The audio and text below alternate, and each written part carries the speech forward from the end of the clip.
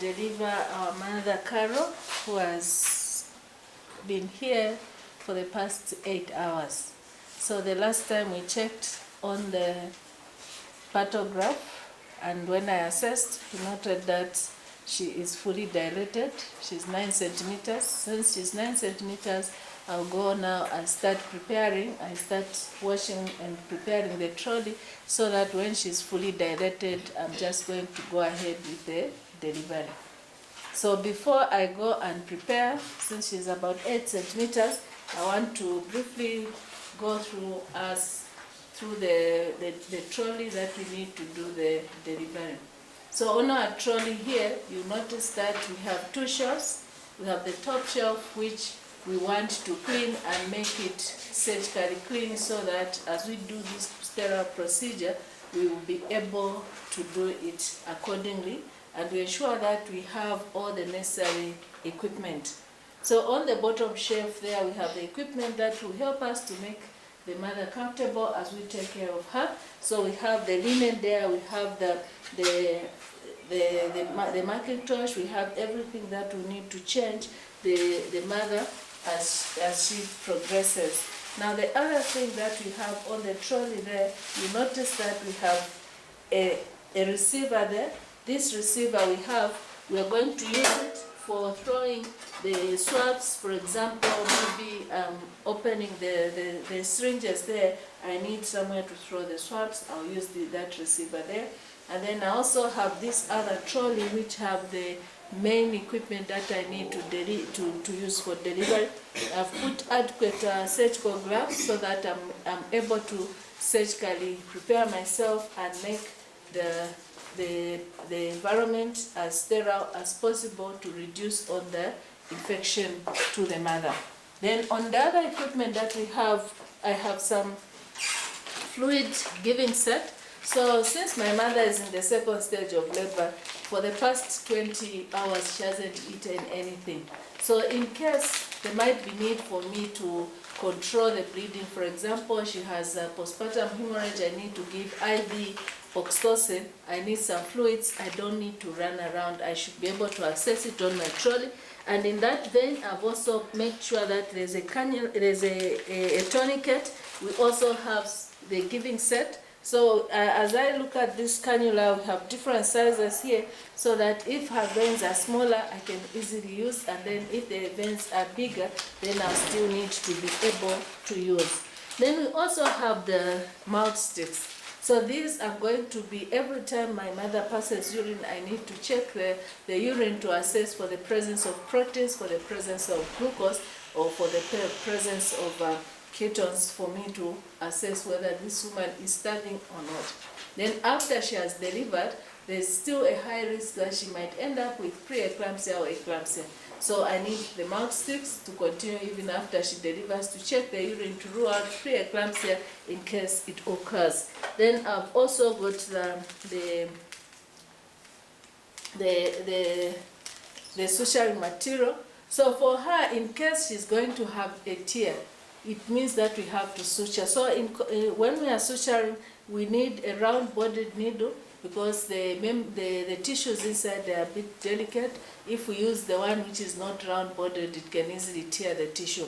So this round-bodied needle, it is easier for me to suture without tearing the tissue. And then we also need an absorbable suture because we don't want our mother to come again. We start removing the suture. So when we suture her with this, it means that we won't have to suture her. Then apart from that, I've also put some gauze and swabs which I'll need to use in case the cannula which was inserted on admission is tissue. I'll need to insert another cannula. I'll have some cotton wool swabs. I have also some gauze which I'm going to use for cleaning and making the trolley surgically clean. We also have some drugs. The main drugs that we need to have on our trolley, we have 50% dextrose. So in case you notice that the uterine contractions, the muscles are not so strong, probably she has starved for quite some time, or maybe as we do urinalysis, we identify that they are ketone bodies. It means that she has inadequate glucose. So we need some 50% dextrose that we are going to give as a bolus insertion. And then apart from that, we also have lignocaine. So in case she is going to have a tear and we need to suture her, so we need to have lignocaine to use to provide as anesthesia, as local anesthesia. Or maybe we realize that the area, the vaginal canal is not roomy enough, we need to perform an episiotomy, we need a local anesthesia, we are going to use lignocaine 1%. Then we've also put oxytocin. So for the active management of the third stage of labor, we need oxytocin that will help us for the uterine to contract and then proceed with the procedure. Okay, so those are some of the main drugs that we need to put there. And then we also have the needles and the syringes. We have the fetoscope here. Although the fetoscope, we can either put it on the trolley or it will automatically be here, because normally when I'm going to do the delivery should not be done by one person, isn't it? I need an assistant, so that even when, like now, she's about 8 centimeters, the assistant should be there, okay, so that she'll be able to assist. Now, when I'm going to wash and scrub, I'll leave my patient with the assistant. So the assistant should be able to, sometimes maybe she'll complain of pain, and as she complains the pain, the assistant can rub the back so that she ease and redistribute the pain. Maybe she feels so dry in the mouth, she can give her some chips of ice to soothe the mouth and moisten the lips. And then also she has to check the fetal heart rate, so that we are able to note that the mother and the baby are okay. Normally the fetal heart rate will be checked every 30 minutes or after a contraction. So that's what the assistant will be doing. So normally the assistant will be there. The blood pressure would have been checked continuous every 2 hours, and the temperature will be checked every 4 hours. So those are some of the vital signs that we do. Then we also have the penguin suck-up. So initially, if we notice that the baby has not cried at birth, we need to immediately resuscitate the baby at the bedside. So that after we resuscitate the baby at the bedside, we are going now to place the baby next to the mother or refer her to the neonatal unit. But if the baby does not recover immediately when we resuscitate, or maybe the mother herself, she has a respiratory failure, then we'll have the suction machines that we are going to use to remove the excess secretions depending on the need. Then that's about that. So we have the solution there, which we have already mentioned. So basically those are some of the main items. We also have an extra pad here, so that after we've cleaned our mother, then we are going to pad her and assist her to be comfortable together with the extra linen. So now, as I'm going to start, I'm going to request my assistant to remain with my patient so that I can proceed to provide the care to my patient. So my assistant, our mother now, she's about 9 centimeters. I'll come and confirm that she's fully dilated, but for now, let me go and scrub, and after I scrub, I will proceed with the delivery. For now, continue observing the mother and also provide some psychological care. So another thing that we mentioned, if you notice, this is the delivery bed, isn't it? So on this bed, when I come now, when the mother is fully dilated, if I assess she's not roomy enough, I'll request her to come. She'll be in a dorsal position, isn't it? So she'll come, you can come briefly. So when she comes down, usually it's common, especially the prime gravida. So when she comes down now, she will lie down, okay? She lies down, and then I'll be able to lift her legs. I put the other limb here and the other limb there. So that when I put her in this position, it means that the pelvis there, you know, the femur, they're like that, isn't it? So it's like we've put them like that, we've abjugated them, and by that now it means that we've opened up, and then it becomes easier for her to push. And also if I'm performing an episiotomy, then it becomes easier for me to easily access and cut or perform the episiotomy, because I'm able to visualize properly. So where I'm going to be with the woman as I'm delivering, it depends. Because like the where she is now, it might be a bit further, isn't it? So it's either she comes, she's at the edge here, then I can easily deliver her and the baby. But for now, since she's that side, I'll deliver her on my side. So the trolley can be either I can place it there since I'm using this hand, but you find that others maybe they are left-handed. So if they are left-handed, usually the trolley might be on the other side, so that this right hand will be the one to use to collect equipment and deliver the mother. So for now, she'll put her legs down so that we are going to deliver her. So I'll just request my assistant to come and probably sit behind so that we provide some comfort for her as we are helping her to deliver. So delivering normally also involves different positions.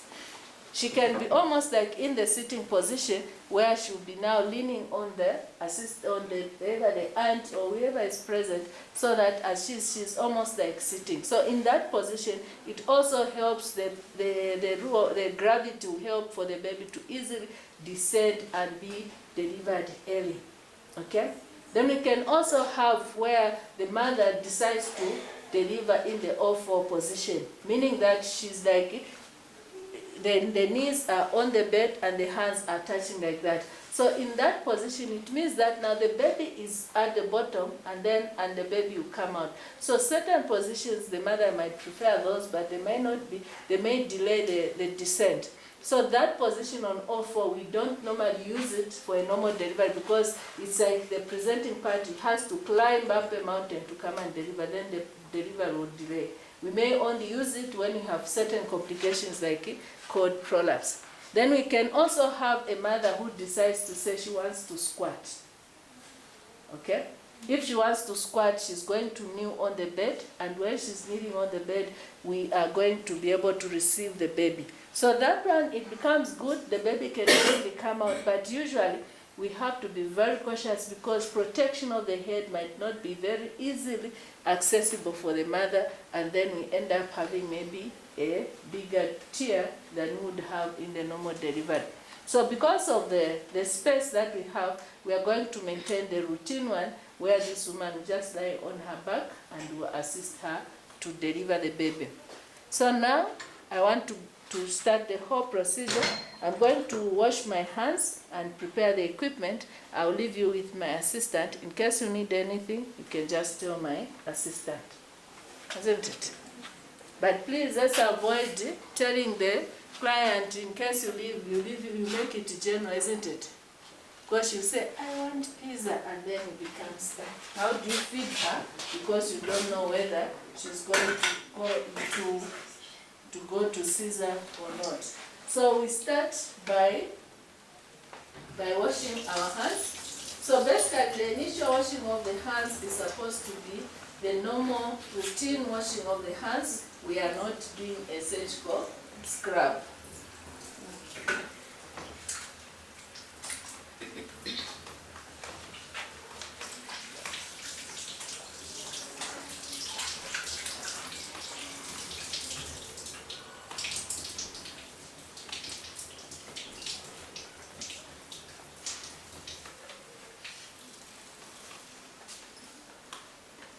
Okay, so now after I've washed your hands, I've washed my hands, I have a disposable towel. I'm going to dry my hands and then I proceed with preparing the equipment. So on preparing of the equipment, the first thing that I'm going to do is going to make the top part surgically clean.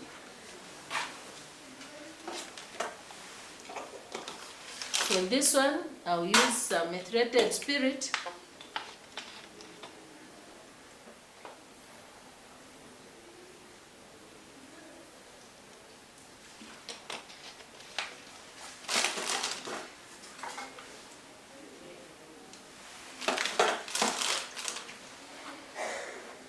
So normally, as we make the trolley surgically clean, we start from what is furthest from us.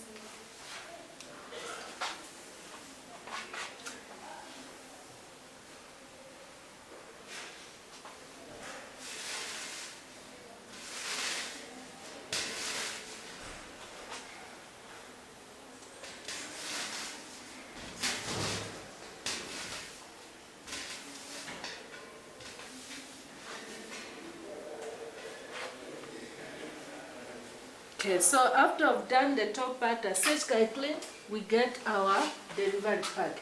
So our delivery pack, we should check. It's supposed to have been autoclaved. So we check the part there to check, is it autoclaved, when was it autoclaved, and how long has it been. In a normal situation, you need to have been autoclaved at least in the past 7 days. If it's more than that, then it might not be sterile enough for us to use. So the outer covering, normally I can use my hands to open to hold it and open it. So I'll be able to open that.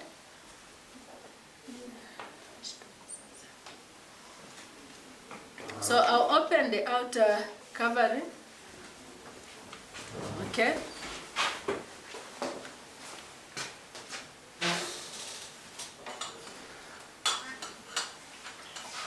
So then I'll need the sheet of forceps. If the sheet of forceps were completely sealed, they would have been in the bottom shelf. But now since they are open, we are going to keep them on the topmost part. So we open the inner shelf. We ensure that we cover the trolley as much as possible, where we don't leave any surface uncovered, so that at least we increase on the infection prevention. So now we prepare the equipment.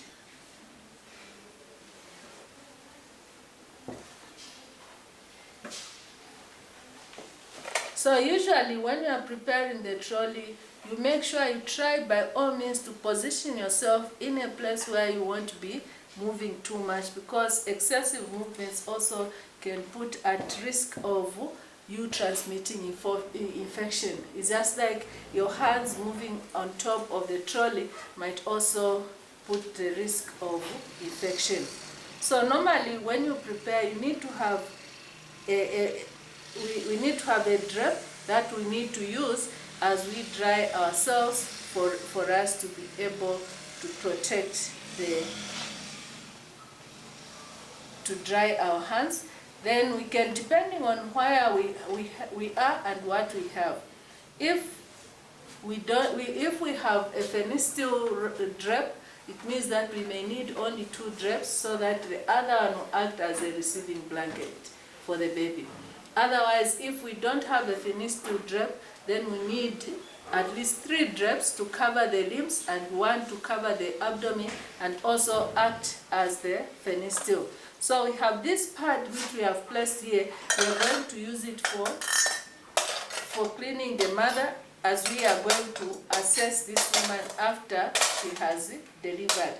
And in a normal delivery pack, we normally put 2 receivers.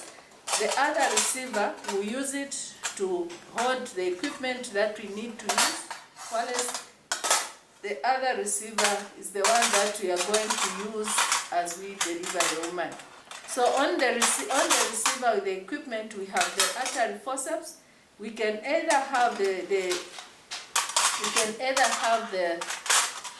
the straight artery forceps, or we could have the curved artery forceps. But when you have the curved artery forceps, it's easier for you to easily use. So before we assess, if we have assessed that the woman she's adequate, she's roomy enough, then we just need the artery forceps and the umbilical cord scissors. But we also have here the cord scissors. We also have an episiotomy scissors, and we also have the stitch holding scissors in case there will be need to suture the mother. So basically, those are the things that we need. Then we also need to have some gallipots. So I have gallipots here for cotton wool and for gauze, and also an empty gallipot that I'm going to use for putting in solution. So to start with, first I'm going to put the solution that I'll need for vulvar swabbing before I do the actual delivery. So I make sure that I pour the solution as away from the trolley as possible, and make sure that the labels for the container are on the upper side, not on the bottom side, to avoid or reduce on messing of the solution. Then also, in case need arises, I'll just open it so that I place it in case need arises. Then I have the penguin sucker that should have been autoclaved as well. So basically, I may open it, or if I don't open it, I can still leave it there, then the assistant will help me to open it when I need it. But normally, sometimes, just to be on the safe side, I open it in advance, then I just place it, and I make sure that I don't touch the equipment there on top. Then after I've put that, then the other thing that I need is going to be the syringes and the needles. So I need to open the needle so that I'm going to use it for the... So since this is coming from a sterile pack, I'll open this and I can easily throw it there on the receiver there.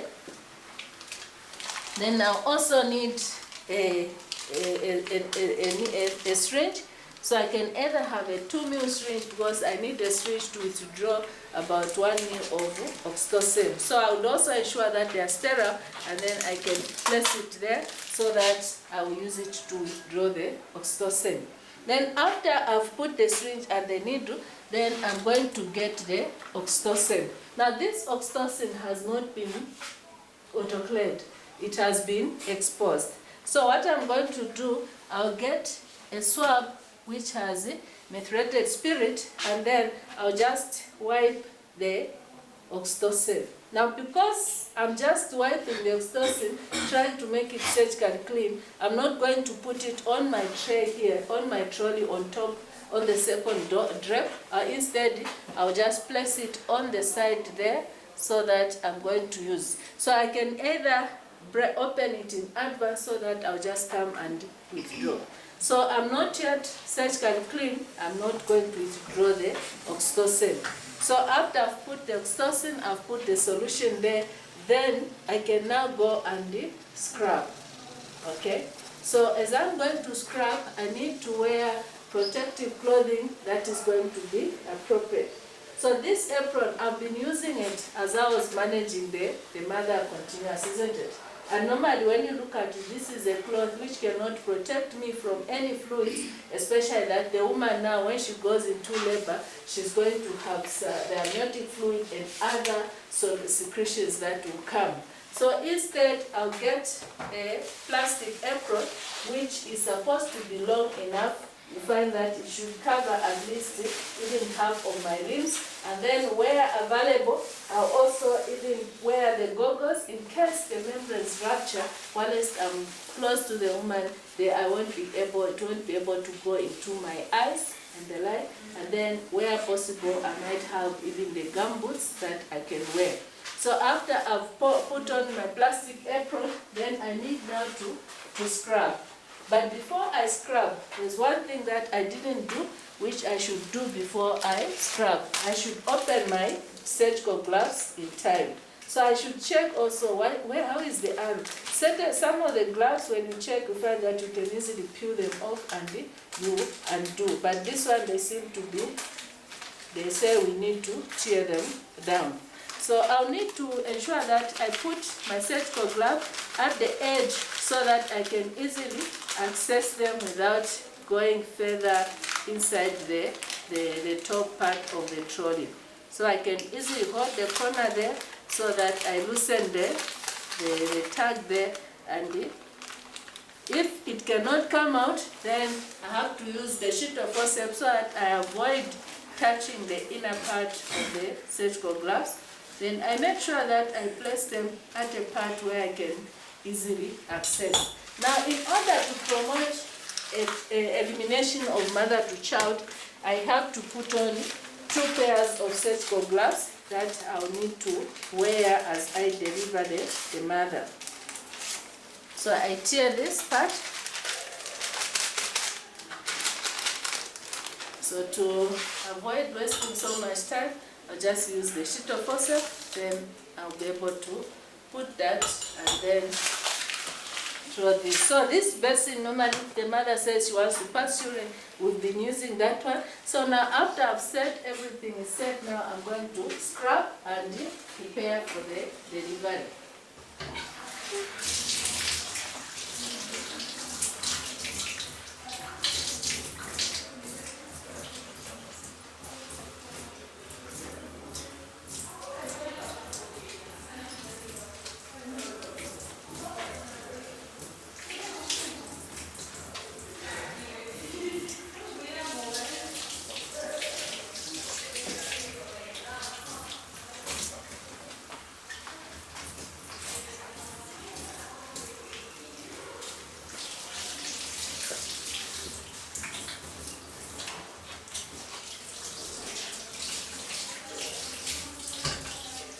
After we have finished scrubbing, the next thing that we do, we need to dry ourselves. So I'll use the corners of my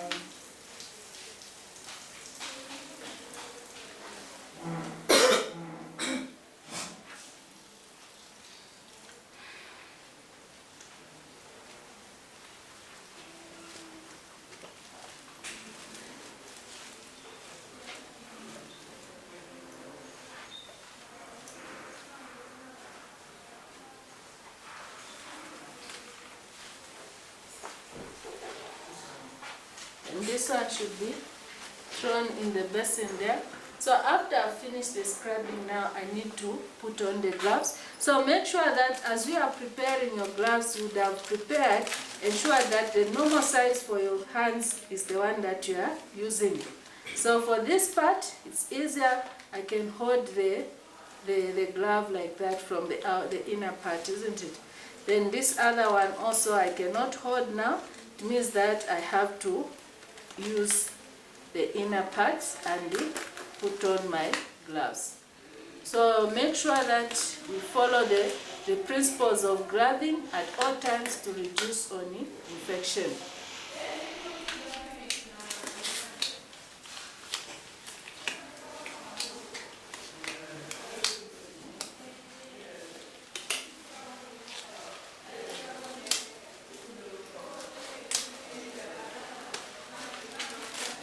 So normally these, we don't throw them away. We need to use them later on. So I'll just keep them aside and then we'll be able to use them as we proceed.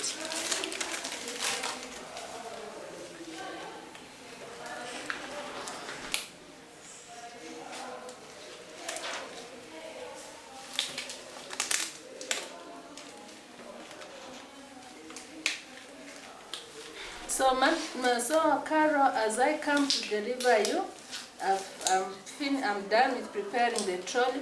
I'll make sure that we do it and help you to deliver as fast as possible, and then ensure that we avoid any unnecessary complications. So for now, I'll start by putting the drapes so that we protect you and reduce on the area that will be exposed to the outer side, and reduce on infecting to yourself and also infecting the baby.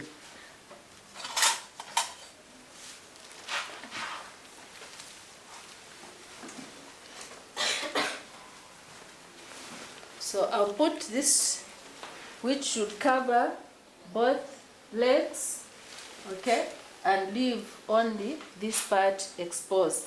And then after I've put that one, then I'll get this one, which should cover the abdomen and will also act as the drape for receiving the baby. So after I've put that, then I'm going to also withdraw. So remember I said that we open in advance, isn't it? So I'll withdraw 1 ml of oxytocin, which is about 10 international units, so that I'm going to use it when now it's time for the 3rd stage of labor. Then after I've withdrawn, I would have assessed how much of the area is dirty. If it's not very dirty, I'll just get some few swabs. I'll dip them in the solution so that I'll clean the perineum. So for me now, I can use this one as a surface. I'll be throwing in the used swabs. So I would have put the solution and do the vulvar swabbing before I start the whole procedure. So we know the routine of the vulvar swabbing. So we start from the labia majora, which is furthest, and then we are going to clean the one which is closer to us there, and then afterwards we clean the labia minora.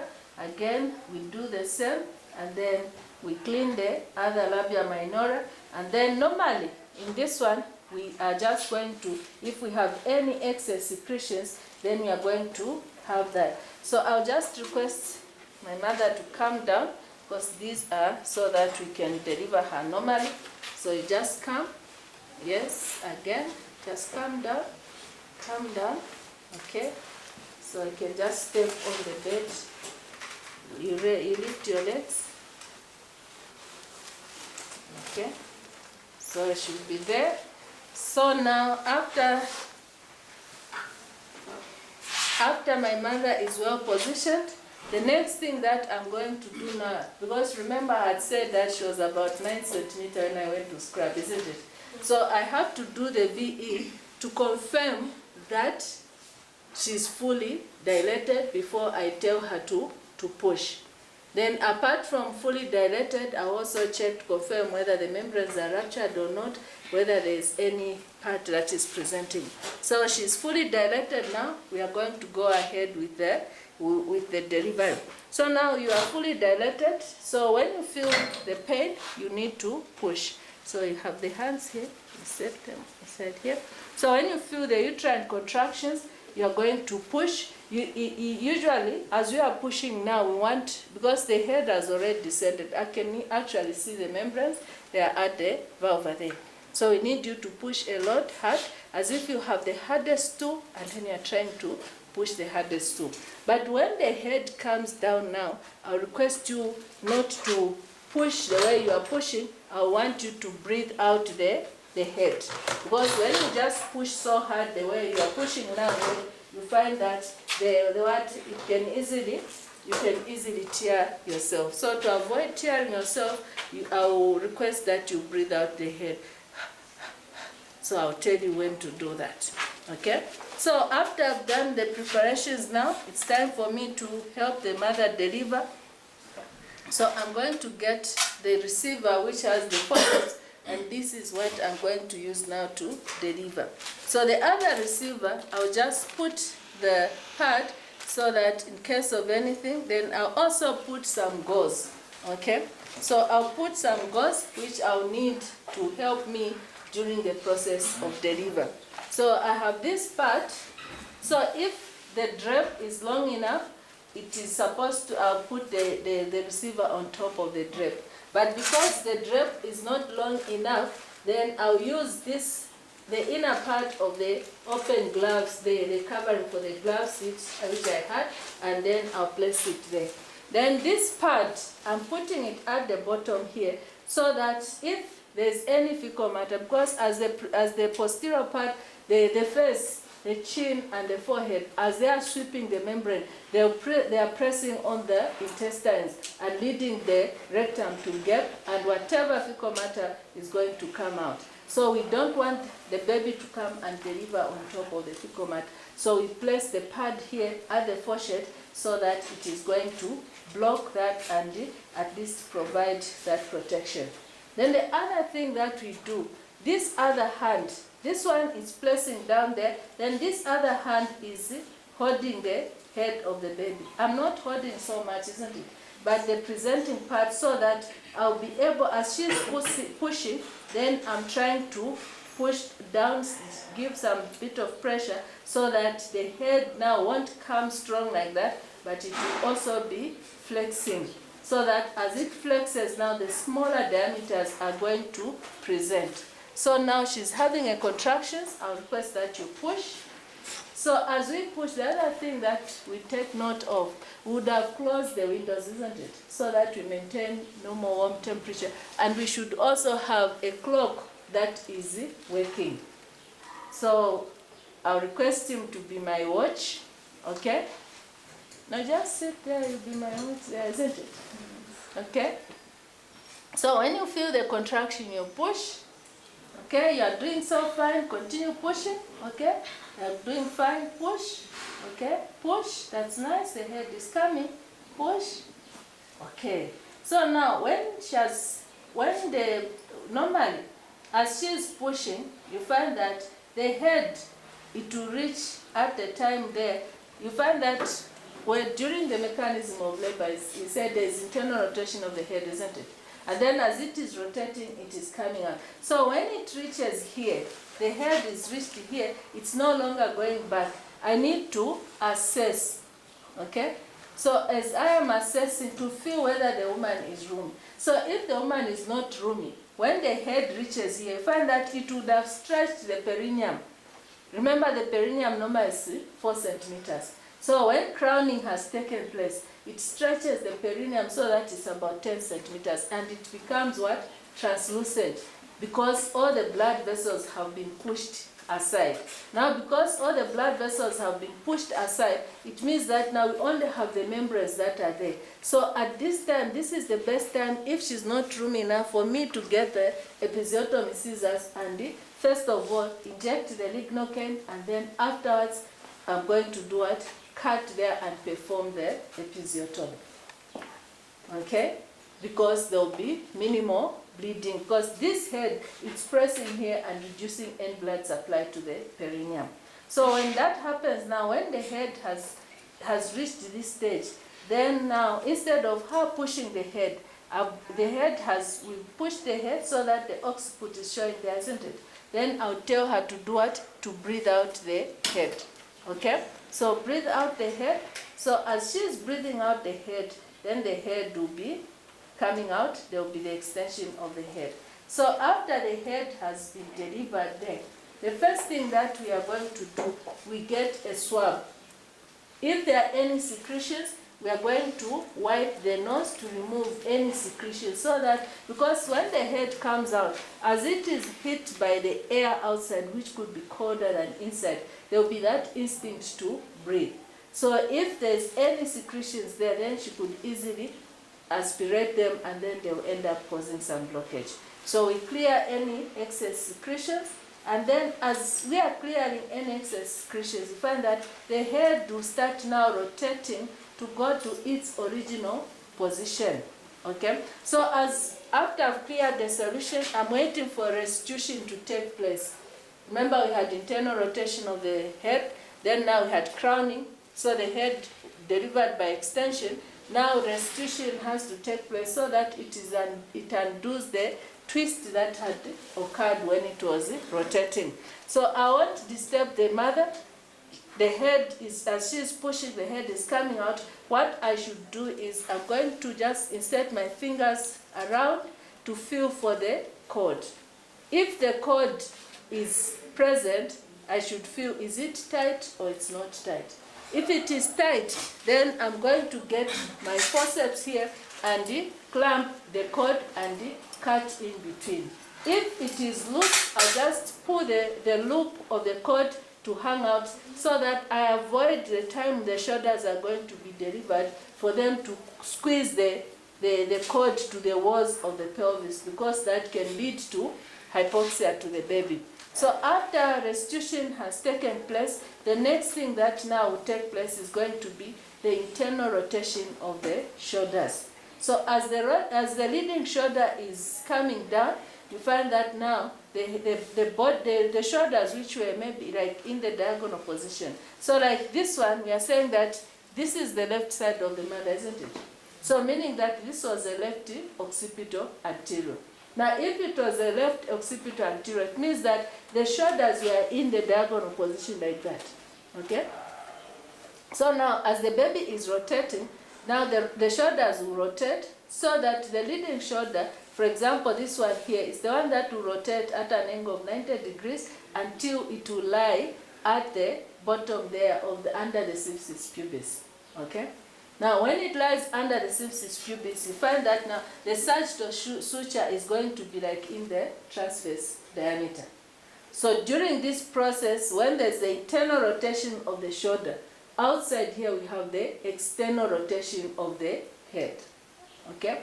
So after the shoulders have rotated to this position, now the shoulders are going to lie under the symphysis pubis, and then now the leading shoulder will escape under the symphysis pubis. So as the leading shoulder is escaping under the symphysis pubis, we have put the pad here. All we are doing, our hand there, is to protect the head so that it does not hang loosely there. And then as we are protecting the head, we are also helping.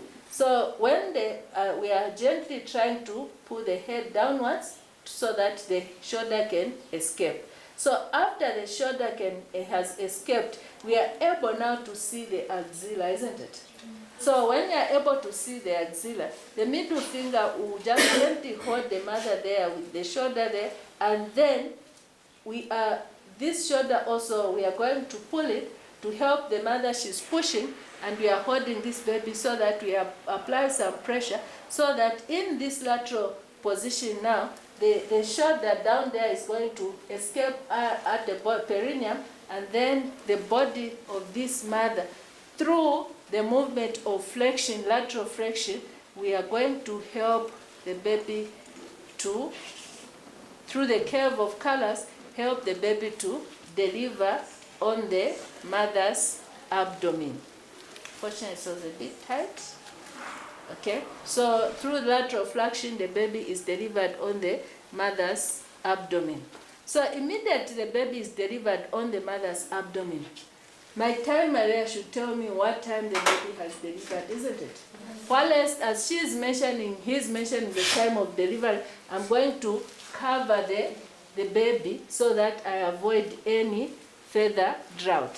So I have the swab, I wipe, I start from the mouth, then I wipe the nose, and then also I have the head soak for the baby, because the head soak, normally the head is the largest surface of the baby, and it has some hair, meaning that through evaporation, the baby can lose a lot of secretion. So immediately, as I'm wiping, immediately the baby is born. After the baby is born, I cover the baby with the drape, isn't it, on the receiving blanket. The next thing that I should do, he has taken a note of the time, isn't it? After she takes note of the time, then we don't rush to cut the cord. The cord can be cut at least within 3 minutes after, 3 to 5 minutes after delivery. Okay? So after I've covered the head, I've wrapped the baby, now I'm going to cut the cord. So I'm going to get the forceps, so that the initial forceps, the other forceps, I'll place it at least 8 centimeters away from the baby's abdomen. And then if I have a cord clamp, then I'll get the cord clamp and clamp it about 2.5 centimeters away from the stump there, from the baby. So that after I've clamped the baby, after I've clamped the cord now, using the cords, the cord scissors or the artery forceps, then I'll get also a swab, and then at this stage, okay, after I've clamped the cord, I do what? I remove this pair of gloves that is on top, okay? After I've removed now, it means that my hands are using sterile gloves that are not dirty. So I'm going to get a swab, and then I get the cord scissors, and then I'm going to avoid, this one is just to protect, to avoid spillage, and then I'll apply it there and cut the cord, okay? Then I cut the cord, so that after I cut the cord, then I'll be able to proceed with the removal of the baby. I put the baby on the side, okay?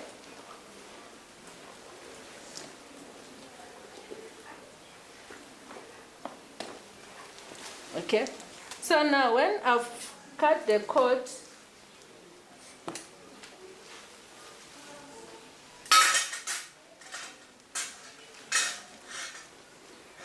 I don't know which one now is which. So just get the one which is inside.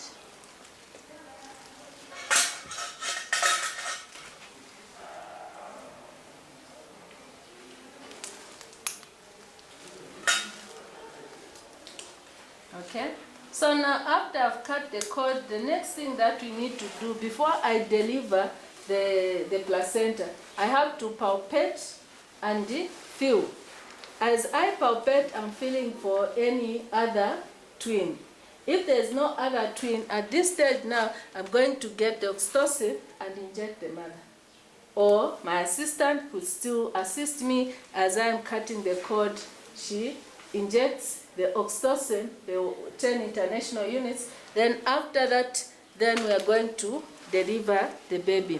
So mama, the baby has come, and then I'll show the mother, before the baby is moved anyway, I'll also show the mother what is the sex, isn't it? Sometimes the mother might say, due to cultural reasons, maybe she had another boyfriend, she slept out, she did a quick one, then culturally she's not allowed to see the baby, isn't it? Because if she sees the baby may die. That's what they believe in. So what we should do is you tell her, if she says I can't, then you just say, can you touch the baby? What are you feeling? Because the danger is immediately you don't show her the sex. If she wanted to have a boy or she wanted a girl, then you tell her to say that you had a what? A girl, or you tell them the sex. The next thing they'll say, it's me, they changed my baby. So you should make sure that she mentions so that even your assistant is able to record and confirm. If you know that you've seen the sex and what she's telling you is something else, you should be able to say, Mommy, can you again do what? Check, so that you confirm. Then after you've confirmed now, you are able to put the baby next to the mother.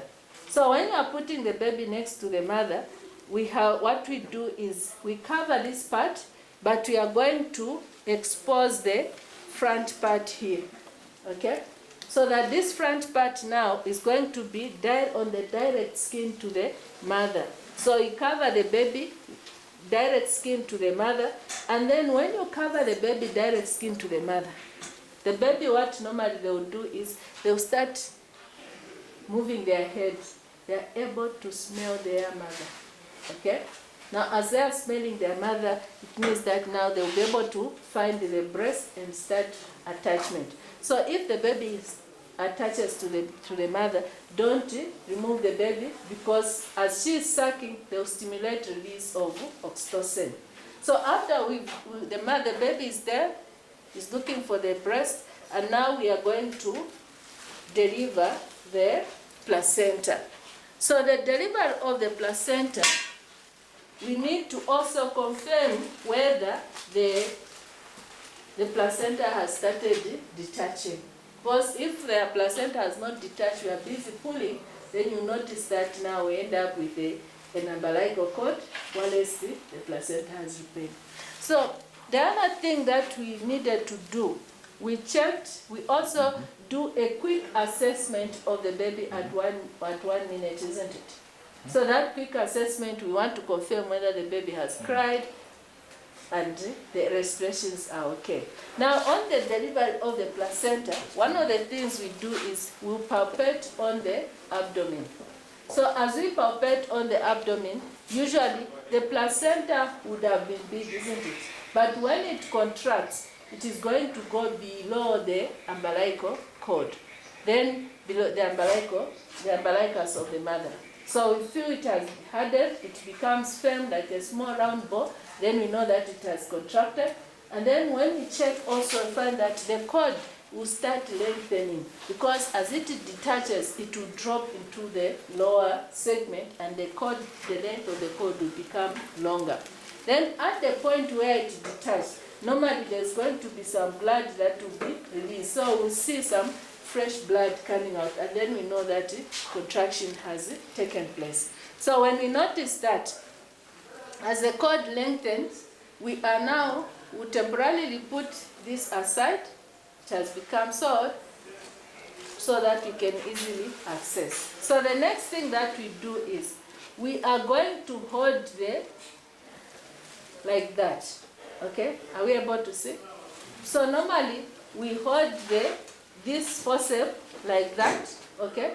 So that this forceps, when you hold the forceps, this hand, we are going to place on top here, on top of the 6 pubis. Remember, we said that the placenta the uterus has contracted and it is now in the lower uterus segment.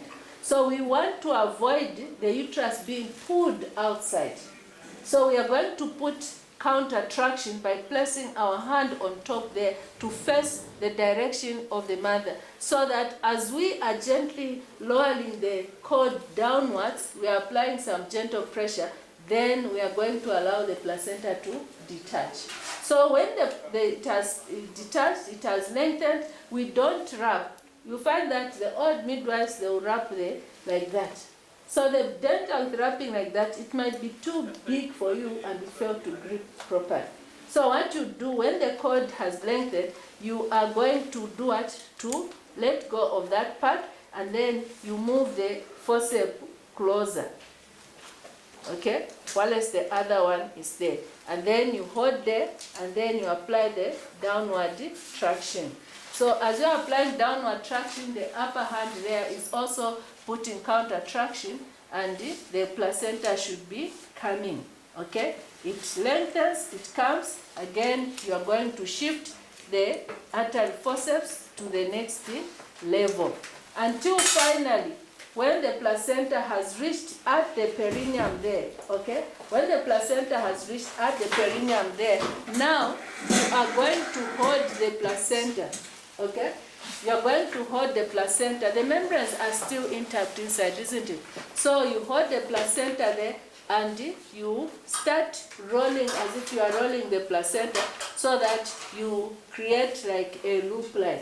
So that when the placenta is completely delivered, then that loop you have delivered, you try to move it up, down. So I'm saying roping up, they may create like a rope-like, roping up the membranes, and then you move it gently up and down so that it can gently, completely detach. So that after the placenta has completely detached, then you are going to get your placenta and place it in the receiver.